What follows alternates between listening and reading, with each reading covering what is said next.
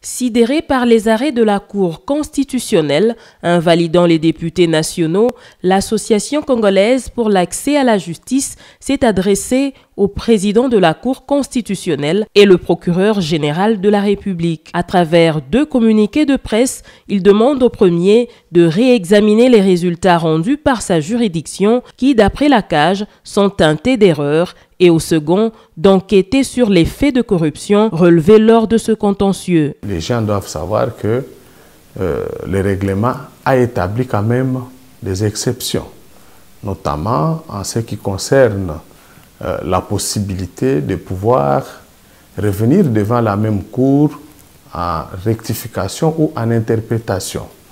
Et s'agissant principalement de la rectification, il est important que les juristes que nous sommes, nous puissions pousser la réflexion très loin. Il ne faudrait pas que les gens fassent la confusion, parce que j'ai lu certains juristes écrire pour dire que même si la Cour devait réexaminer ces arrêts suivant la procédure de rectification, mais elle n'a aucun droit de pouvoir modifier les dispositifs éventuellement, c'est-à-dire la conclusion.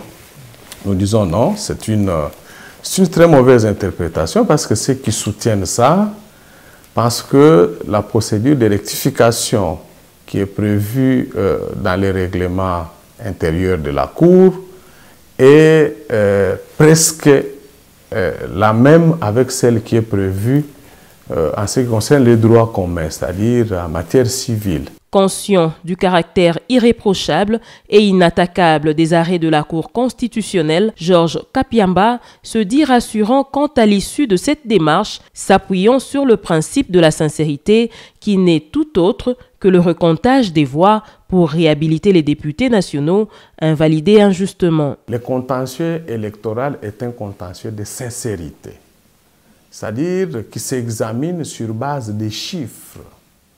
C'est un contentieux basé sur l'arithmétique.